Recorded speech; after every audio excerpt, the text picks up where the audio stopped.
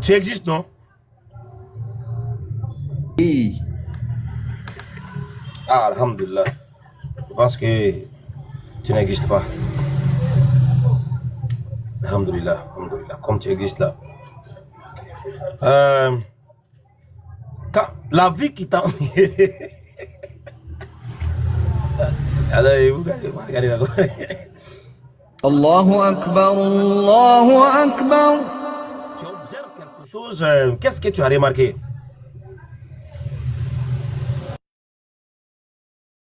Si je regarde en haut, j'ai La pas nature, suivi. Oui. la nature qui t'a entouré là. Quand tu l'observes là, tu constates quoi? Ah, je constate beaucoup de choses, que tout vieillit, tout, je sais pas, tout est beau, tout est logique, je sais pas. Il y a trop de choses à voir, je sais pas exactement. Ok. Je vais te guider. Inch'Allah. La pluie là, ça tombe pourquoi? À la pluie, ça tombe pourquoi? Pourquoi on a besoin? Hein? Oh là là, faut poser des questions dures, hein. Ça, bon, ça rafraîchit ça fait pousser, ça permet aux plantes de pousser. Enfin, je sais pas, il y a beaucoup de choses, je peux pas. Non, Je suis pas sûr de c'est que je répondre veux, bien, même si tu ne donnes pas. excuse-moi. Voilà, voilà, il n'y a pas de problème. C'est que je veux, même si tu ne donnes pas tout. Mais l'élément que j'ai besoin de ça là, tu as sorti ça. Tu m'as donné une raison derrière.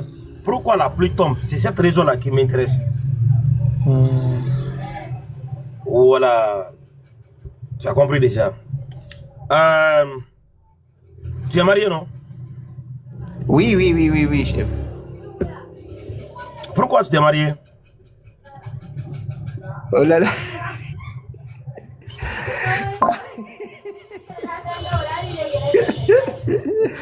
Ah, c'est dur ça.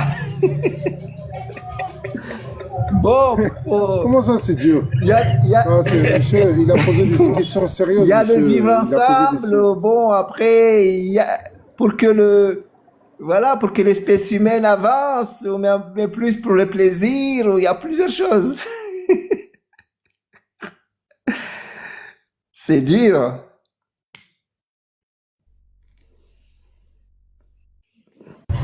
Merci beaucoup. Il ne faut pas tout détailler. Mais ce qu'on a besoin là, il y a une raison derrière ton mariage. Tu t'es marié pour quelque chose.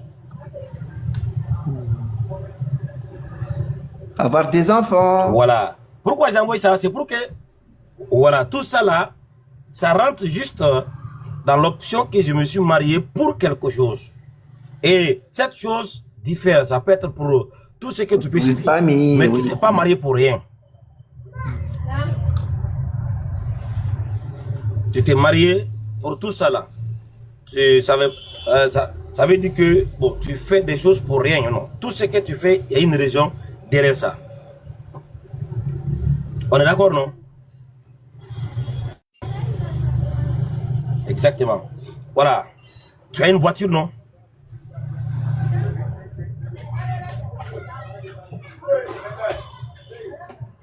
Est-ce que tu as une voiture, frère?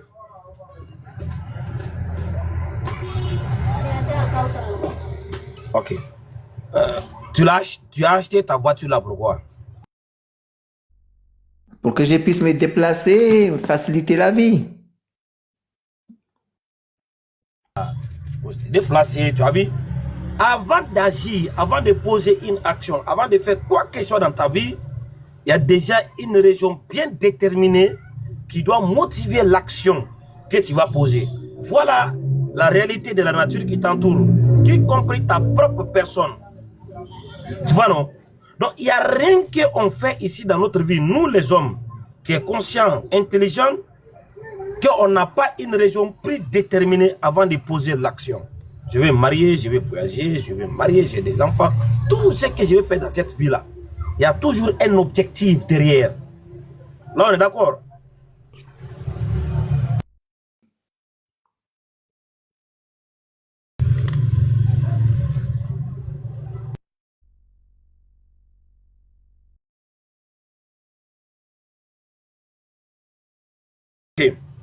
Maintenant, si tout ça c'est une réalité que nous vivons, tu veux acheter une maison, il y a un objectif.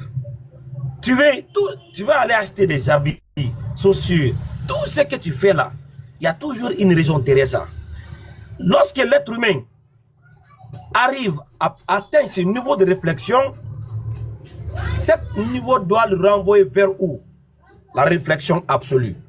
Cette réflexion absolue, c'est quoi? C'est chercher celui qui est responsable de tout ce qui m'entoure. Voilà, parce que là, maintenant, là, tu es arrivé à identifier que si moi-même, je ne fais rien pour rien. Je ne fais rien pour rien. Mais ce qui est là, ce n'est pas là pour rien aussi. Parce que tu avais demandé pour la pluie. Tu as donné une raison. Mais ce n'est pas toi qui fais tomber la pluie. C'est lui qui a fait tomber la pluie. C'est pourquoi il a fait tomber. Le soleil, c'est pareil. Le vent, c'est pareil.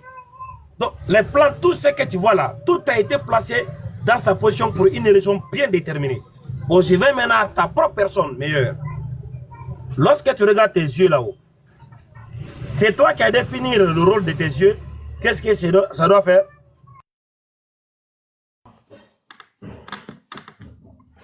Mais qui avait placé les deux yeux là ici et qui avait défini sa fonction? Sûrement un créateur, quelqu'un qui... Normalement, les yeux ne vont pas se quitter quelque part, ils viennent se mettre ici. Sinon, au moins, si c'est d'hasard là, on doit avoir derrière ici, ou bien on doit avoir un ici, ou bien on doit avoir un ici. Non, il n'y a pas d'hasard. C'est bien positionné ici. Il y a deux. Voilà. C'est bien positionné ici. Un à gauche et à droite. Bien positionné. Il n'y a pas d'erreur ici. Maintenant, tu regardes ton nez aussi. C'est bien positionné devant ici. Sinon, on doit avoir au moins un nez ici. Si c'est d'hasard, on va avoir un nez ici. Bon, tu vois, non? Ou bien même sur les pieds. Mais non. Tu regardes, le corps humain est bien organisé.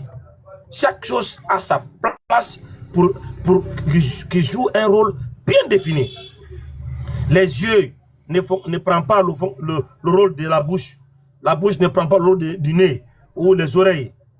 Le cœur, les kidneys, tout ce que tu as été placé pour jouer un rôle bien déterminé. Ok, c'est pas toi qui as fait ta main, tes pieds. Ce n'est pas moi qui avais défini ça, je me suis vu comme ça. Maintenant, si ta main est là pour t'aider à prendre, à saisir ou à frapper, tes yeux sont là pour te permettre à voir et définir des couleurs. Ta bouche est là pour t'aider à consommer et les dents pour essayer de faciliter la consommation de la nourriture. Tes oreilles pour recevoir le son et le filtrer au niveau du cerveau. Et ton ventre et tout, c'est pour aider le système d'adjectifs, pour la nourriture que tu consommes, les pieds pour te déplacer. Tout ça là, c'est pas toi qui as fait. On sait que ce n'est pas fait de même. Maintenant, toi qui composes tout ça là-haut, est-ce que toi tu es là pour rien? Si tes yeux là, ils sont là pour te permettre à voir et à définir les couleurs, ta main, tes oreilles, tout ce que tu as a une raison, un objectif derrière, un rôle qu'il joue, mais toi-même là, toi tu es là pour quoi?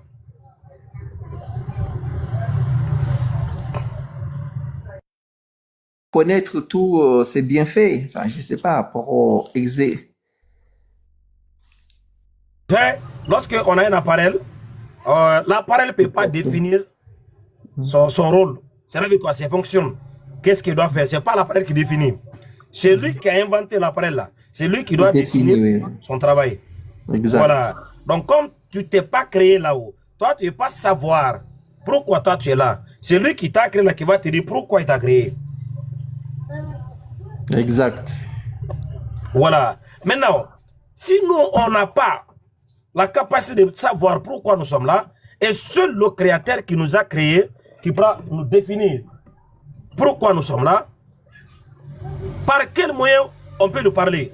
Parce qu'on a besoin, on a des réponses, donc on a des questions, donc on a besoin de réponses. Est-ce qu'on peut lui parler, on peut lui demander directement pour qu'il nous donne les réponses de nos questions, ou bien on doit seulement rester comme ça, alors nous on ne sait pas, et que lui ne nous dit pas qu'est-ce qu'on doit faire? On a besoin de lui parler pour nous fournir des réponses des questions que nous avons, Parce que si on reste comme ça, on ne sait pas pourquoi nous sommes là. Et à la fin, on se retourne et on a appris qu'il va nous juger. Voilà, ce n'est pas cohérent, ce n'est pas logique. Comment on peut savoir notre objectif alors que nous, on ne peut pas le voir, on ne peut pas le parler? Comment on peut savoir? Ah, il faut qu'il nous guide, il faut qu'il nous envoie ce message parce que nous, on va passer notre temps à errer dans la nature. Voilà. Exactement. Maintenant, voilà la bonne réponse que tu as donnée. Lorsque tu regardes la composition de l'être humain, tu vois que l'être humain, il est fini. Il est trop limité. L'homme, dans la création immense de l'univers, des galaxies, l'homme est insignifiant. Trop petit. Tu prends l'éléphant, ou bien il y a certains poissons au niveau de l'océan là. Quand on prend l'homme, on le jette là-bas, là, c'est fini pour lui. L'homme est trop insignifiant comparé à la création. Regarde la terre. Lorsque tu restes sur la terre ne bouge même pas. On ne peut pas déterminer la fin de la terre ou même le ciel qui est au-dessus de toi. Il y a des oiseaux qui peuvent prendre l'homme, ils volent avec lui. L'homme est trop petit. Et c'est pourquoi dans le Coran, là, nous dit la création des cieux et de la terre est plus difficile que la création des hommes. Maintenant, c'est lui qui a fait ça. C'est lui qui a fait ça. Le soleil. Il y a combien de millions de kilomètres entre le soleil? Mais la chaleur du soleil nous affecte ici. Et on dit que le soleil est l'un des plus petites étoiles dans les galaxies. Et il y a des Milky Way, des étoiles qui sont encore plus grandes que le soleil. Immensement plus grands, encore grands que le soleil. Les gens là-bas, non, on ne peut pas y déterminer quelle est la limite de tout ça là. Donc l'homme là, il voit que lui il est fini, il est limité. Alors l'infini là, est-ce que le fini peut déterminer l'infini? Non. Voilà. Le fini ne peut pas déterminer l'infini parce que là où je suis assis là, je ne peux pas voir derrière moi. Je ne peux pas.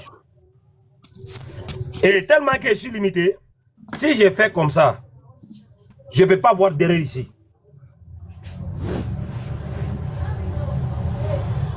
Tellement que je suis limité, je fais comme ça.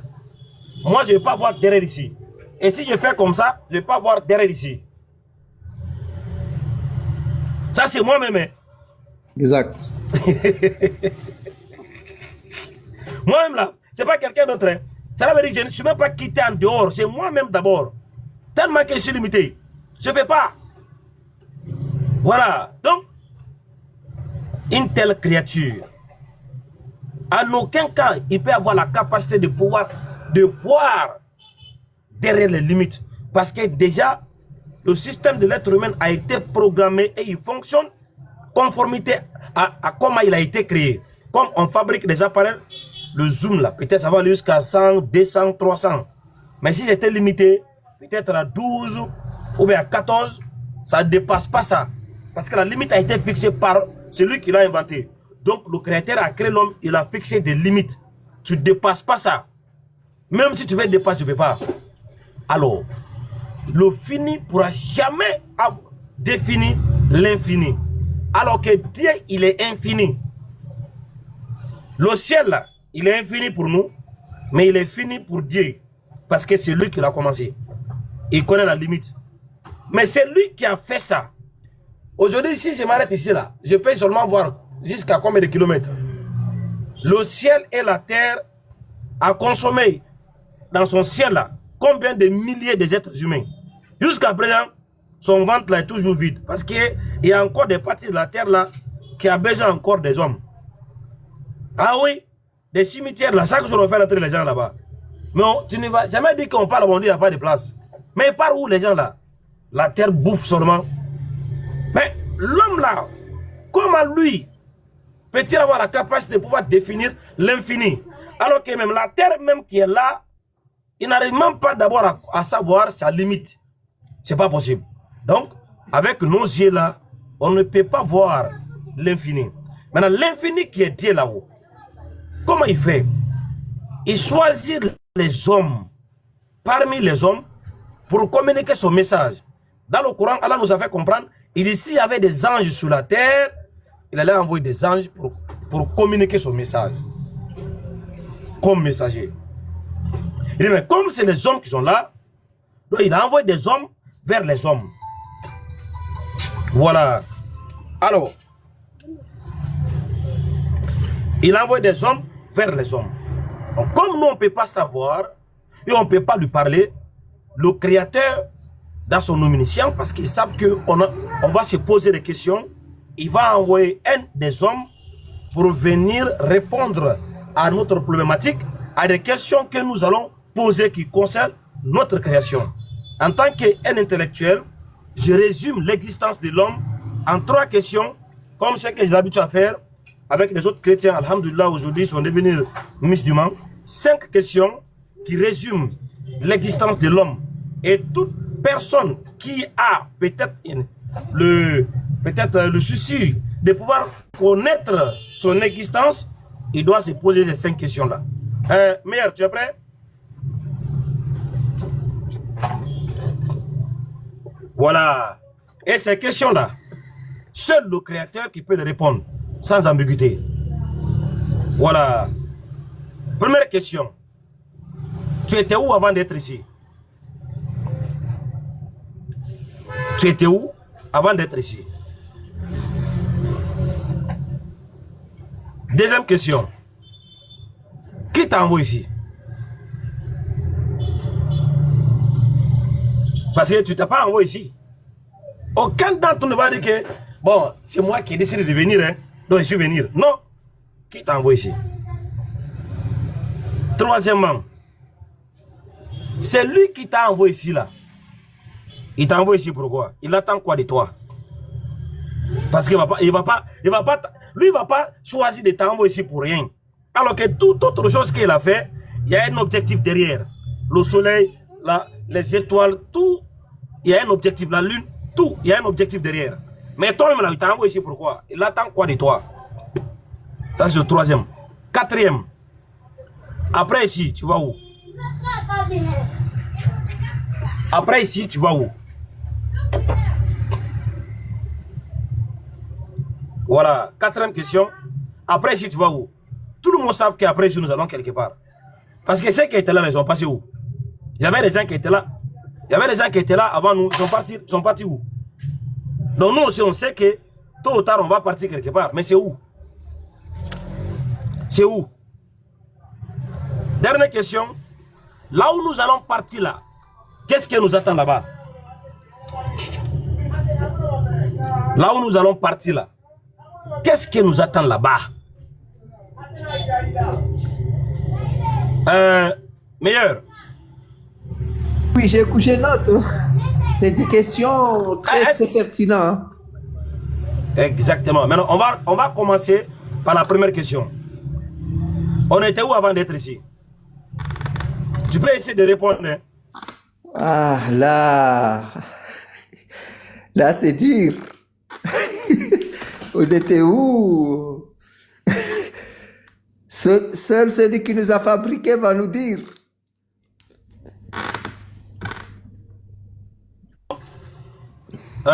C'est vrai, c'est lui qui va nous dire où on était. Le Coran va répondre à cette question sans ambiguïté. Dans le Coran, Allah nous a dit, on prend par exemple dans la sourate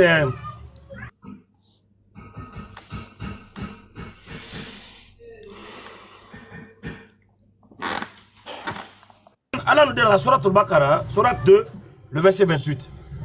Ici, quelque part, c'est comme si Allah est en train de négocier avec ses créatures et ici de venir en compréhension avec, il négocie quoi, quelque sorte. Allah veut savoir, Allah dit, Kayfa takfuruna billah. Oh vous les hommes, pourquoi reniez-vous de m'adorer? Pourquoi rejetez-vous de m'adorer? Pourquoi vous ne voulez pas m'adorer? Pourquoi vous ne voulez pas m'adorer? Kayfa takfuruna billah. Pourquoi vous ne voulez pas m'adorer? Wa kuntum amwatan fa ahyakum. Alors que vous n'étiez rien, mais c'est lui qui vous a fait exister. Donc ici Allah dit, on n'existait pas, mais c'est lui qui nous a fait exister. Mais on était où? Allah répond, Inna khalaqnal insana min nutfat. Inna khalaqnal insana mais notre fat. Allah dit, nous avons créé l'homme à partir d'une goutte de sperme vil. Est-ce que ça c'est vrai, frère?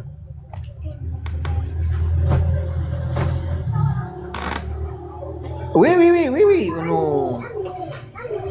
Oui, ça, c'est la science après. Que non, c'est pourquoi j'ai dit seul, voilà, seul le créateur qui va répondre à ça. Et personne ne peut prendre le contraire. L'homme, la composition de l'homme, c'est à partir. Si c'est pas ça, comment l'homme a été formulé? D'ailleurs, là, dans le Coran, on a dit, hein, nous avons créé l'homme à partir de cette goutte d'eau vile. Et tu vois, le Coran, ce n'est pas un livre d'histoire, il répond aux questions sans ambiguïté et il laisse les intellectuels de raisonner. Maintenant, il te laisse de faire ton choix. Si tu veux, tu acceptes, tu veux, tu laisses. Mais Allah dit, et nous avons créé l'homme à partir d'une goutte d'eau vile. Donc, avant que toi et moi nous soyons là, on était dans les règnes de nos papas, comme une eau qui n'est pas encore formée. Et à travers cette eau, Allah l'a transformée. Et il a insoufflé cet esprit qu'elle avait déjà créé. Parce que l'existence de l'homme dans le monde physique débute par la naissance. Mais la connaissance de cette existence de l'homme était déjà dans la préscience du Créateur avant notre existence matérielle ici. Ça veut dire que le Créateur connaissait déjà meilleur avant qu'il lui a mis dans un corps matériel. Ça veut dire, dans la préscience du Créateur, meilleur existe déjà. Voilà, tu existes déjà. Donc, lorsque lui décide de te matérialiser, il passe par le papa. Et en travers cette goutte vile, il te forme et il t'envoie dans l'existence. Donc, avant que toi nous sommes là, on était auprès de notre Créateur, mais il nous a transformés. Il nous a créé à partir de cette goutte vile. Donc, qui sert comme une base de notre création. Ça veut dire qu'il y avait là. Ça veut dire que c'était pas encore. Exactement. En fait, c'est comme s'il y avait déjà le livre, mais on n'a pas écrit. Ça veut dire ce qu'on. Tu as tout compris. L'esprit, cette âme-là, a été déjà créée. Et on a notre enseignement islamique que les âmes de tous les enfants d'Adam ont été créés passés quelque part. Alors, c'est là-bas, c'est pourquoi souvent, il y a des gens que tu vas rencontrer, mais est-ce que je le connais? Mais ça, ce sont des narratives, voilà, non authentifiées, mais on croit quand même, parce que tu sais, dans les villages, on a des, on a des histoires comme ça. On a des histoires qu'on se rencontre avec les vieux. Donc, on était auprès de notre Créateur. On était là-bas avant d'être ici. Ok. Maintenant, qui nous a envoyé ici? La deuxième question, c'est le Créateur. Parce qu'Allah dit, Hal ata ala l'insani hinu min ad-dahrin lam yakun shay'an madhkoura. Il te parle à toi. Il dit, oh toi meilleur, n'est-il pas passé un laps de temps dans lequel tu n'étais même pas une chose mentionnable? Tu vois donc comment elle a posé la question? Hal ata ala l'insani hinu min ad-dahrin lam yakun shay'an madhkoura. N'est-il pas passé un laps de temps, toi meilleur qui parle là? Tu n'étais même pas une chose mentionnable. Personne ne parlait de toi. Pourquoi? Parce que tu n'existais pas. Est-ce que ça c'est vrai? Voilà. Tu n'existais pas. Donc, mais Allah dit, il t'a ramené à l'existence. Il t'a créé. Donc c'est Allah qui nous a créés. Donc c'est lui qui nous a envoyés ici. C'est Allah. Les deux questions, on était où avant d'être ici? On était auprès d'Allah, dans sa préscience, mais dans les reins de nos papas. C'est lorsque le temps était prêt, Allah a passé, a utilisé ces gouttes viles pour nous transformer à ce que nous sommes aujourd'hui.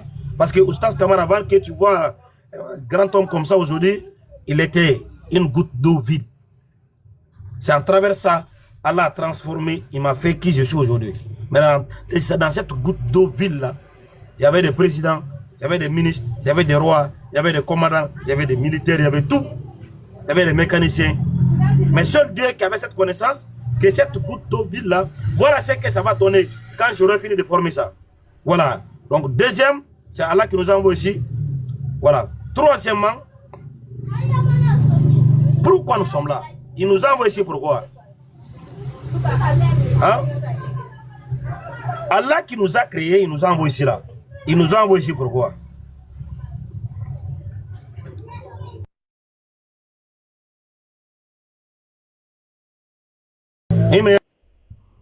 Oui, j'avais dit c'était très compliqué à répondre parce que il faut qu'il me dise, il faut qu'il m'informe Voilà. ce qu'il attend de moi. Voilà, on va te donner la réponse. Et tout est coranique, hein? Nous on ne donne pas les réponses qui n'est pas écrire.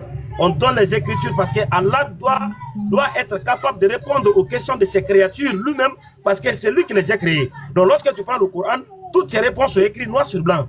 Donc lorsque l'homme se pose des questions, pourquoi j'ai été créé? Je suis là pourquoi? Allah dans le Coran a dit, dans la sourate 56 au verset 51, Allah dit وَمَا خَلَقْتَ الْجِنَّةُ وَالْإِنسَ إِلَّا لِيَعْبُدُونَ.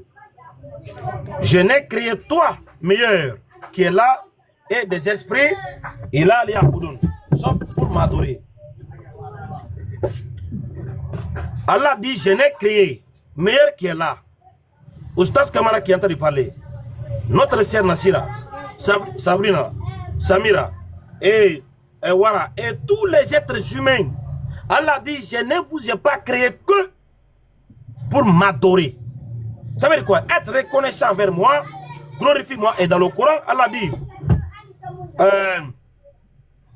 Fazkuruni ashkurukum washkuruli wala takfurun.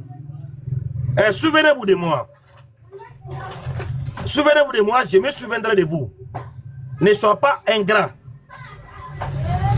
Ici, Allah a donné un avertissement. Souvenez-vous de moi. Remercie-moi. Je me souviendrai de vous. Et ne sois pas ingrat. Voilà takfurun. Ne sois pas ingrat. C'est un avertissement. Hein? Allah dit, souvenez-vous de moi. Remerciez-moi. Je me souviendrai de vous. Ne sois pas ingrat. Parce que tout ce qu'elle nous a déjà fait, on ne peut pas payer pour ça. Mais tout ce qu'elle demande, on doit se rappeler de lui, on doit le glorifier, on doit le rendre louange, on doit le remercier. Mais Allah dit, ne sois pas ingrat. Donc ici dans le Coran, Allah dit, je n'ai créé des djinns et des hommes pour qu'ils m'adorent.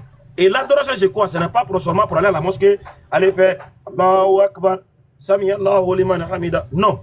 L'adoration est de le reconnaître dans toute ta vie, dans ton manger, dans tes habillements, dans tes paroles, dans tes contrats, dans tes entreprises, dans tes relations.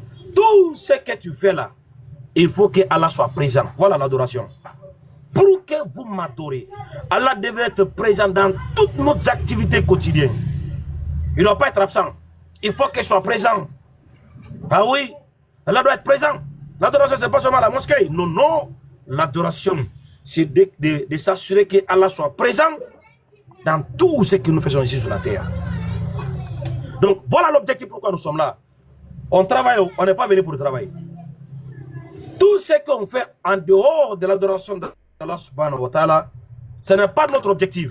Le Créateur nous a dit, il nous a créé pour qu'on l'adore. On doit le glorifier.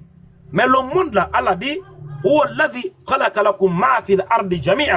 mais lui, Allah, il a créé pour vous tout ce qui est sur la terre.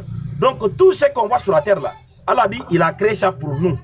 Mais nous là, il nous a créé pour lui-même. Donc on doit l'adorer.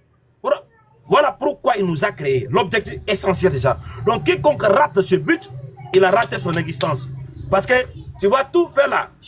Tu vas tout faire. Mais Allah dit,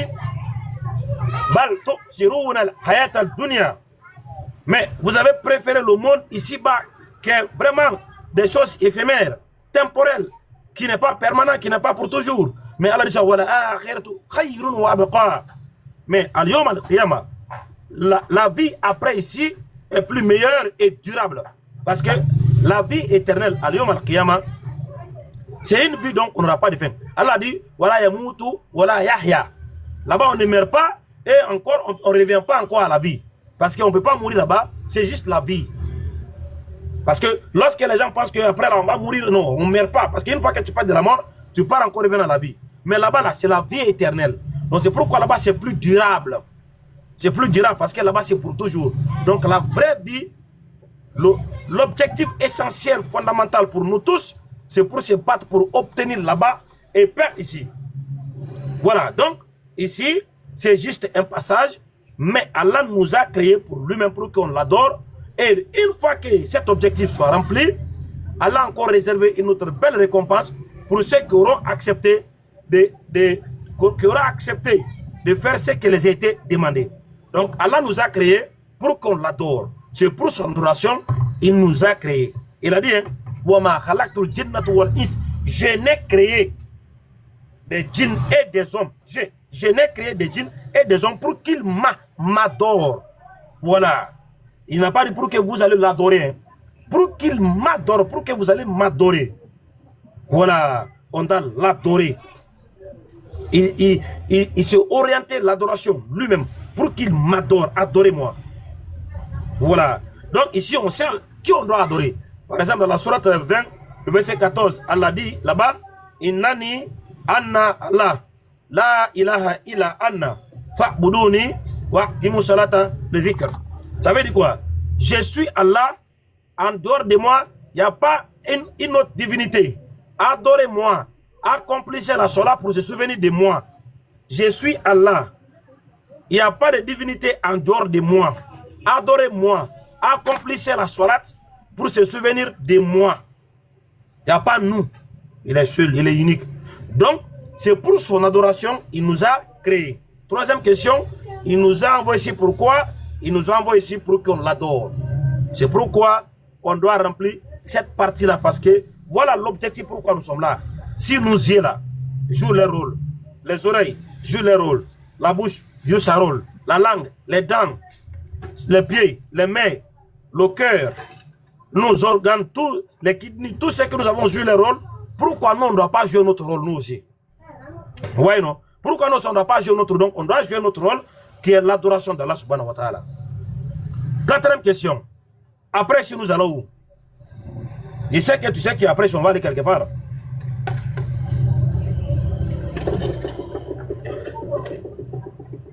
Et meilleur. Ah, c'est ça. Après, c'est toujours la même question parce que, suivant les cultures, chacun, comme les hindous, ils disent qu'on devient un animal.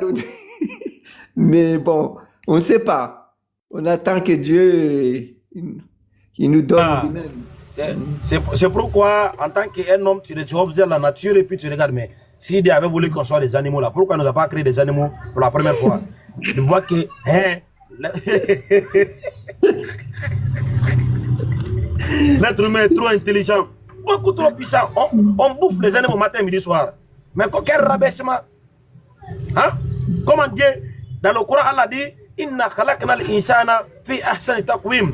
Nous avons créé l'homme sur la forme la plus parfaite. Dieu a honoré l'homme. L'homme a été placé au-dessus de toute autre création. L'homme bouffe les bœufs, les moutons. L'homme contrôle les lions. Il est super intelligent. On fabrique les zoos, on capture les animaux sauvages dans le ferme là-bas. Mais comment moi, à qui de donner cette intelligence, cette capacité, je vais encore devenir un animal, quelqu'un va venir m'enfermer. Non, c'est des conneries ça. Ça c'est pas... quelqu'un qui raisonne ne va pas accepter ça. Voilà, c'est pas ça. Après ici, le Coran va répondre. Dans le Coran, Allah dit, Allah dit encore à donner un avertissement. Il dit qu'à la cour de recherche, les combats, cette race, compétition, voilà, concours, chacun veut être riche, on cherche l'argent. Allah dit que cela ne vous distrait. Ne sois pas distrait de cette vie éphémère. Ne sois pas distrait de cette vie de vanité. Ne sois pas distrait de tout ce que tu vois qui va disparaître. Chercher l'argent, travailler, les femmes et tout ça là. Allah dit ne sois pas distrait jusqu'à ce que vous visitez les tombes. Mais est-ce que la réponse là est droit au but?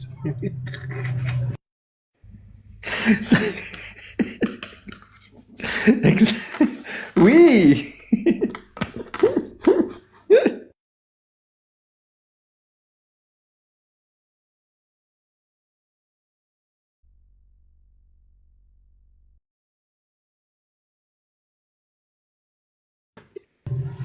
n'y a pas d'interprétation. Non.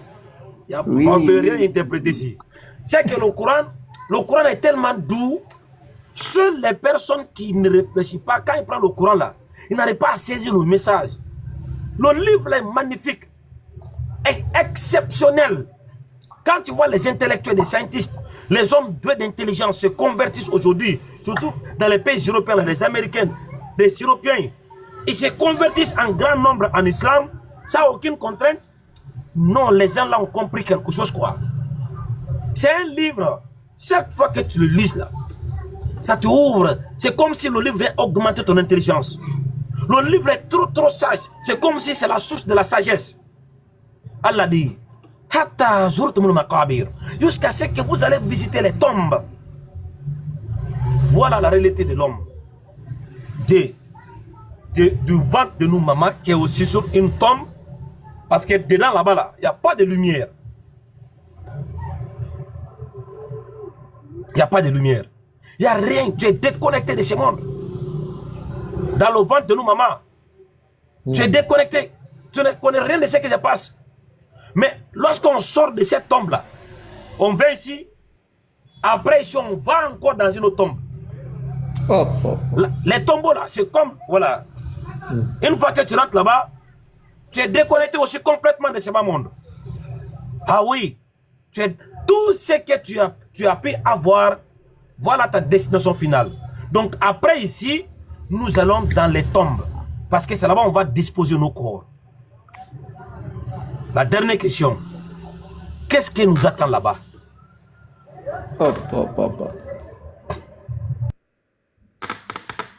Peut-être de rendre compte. Voilà. Bonne réponse, c'est de rendre compte. Parce que Allah nous fait comprendre le Coran que chaque âme aura ce qu'il a avancé. Même si c'est plus petit d'un atome, tu vas l'avoir, si c'est mal. Ou bien si c'est bon, même si c'est plus petit d'un atome, tu le verras, si c'est bon. Et personne ne sera châtié ou puni à la place de quelqu'un d'autre. Maintenant, on va aller rendre compte. On va aller subir les conséquences de ce qu'on a fait. Voilà. Et ça, c'est évident. Le monde que nous vivons aujourd'hui, là, tu vois que lorsqu'il y a une sentence, les gens se rendent compte que je suis coupable. Même si on sait qu'il y a des choses qui ne sont pas justes, mais on sait que le Créateur, lui, il est le juste par excellence. Aujourd'hui, on a un système que nous-mêmes, les êtres humains, on a placé, où les hommes ont été évalués en fonction de leur travail. Ça veut dire, on te place des codes, le code de travail. Fais ça, fais ça. Par exemple, tu travailles dans une entreprise, le boss, il va t'introduire des lois. Les habillements, l'heure de repos, voilà, petit déjeuner, à quelle heure au travail, début du travail, fin du travail. Tout ça là est défini. Voilà, congé. Le patron va définir tout ça là. Mais les travailleurs qui viennent sont obligés d'accepter ça. Ils vont travailler en conformité avec les règles du travail. Voilà, ça c'est des hommes. Mais c'est lui qui a fait le monde là-haut. Lui aussi, il a des règles qu'il a établies sur la terre. Maintenant, quiconque qui fait ce que lui, il a dit, comme le patron, à la fin du mois, il va te donner un salaire parce que tu as travaillé. Mais le Créateur, lui, son salaire, c'est inimaginable. Il t'a dit, je vais te récompenser avec une vie que tes yeux, tes oreilles, ta pensée ne peut jamais imaginer. Tes yeux n'ont jamais vu. Parce que dans le paradis éternel, Allah dit dans le Coran, tout ce que notre âme désire là, on va l'avoir. Est-ce qu'on peut avoir cet être humain sur la terre qui pourra nous accorder tout ce que nos âmes désirent?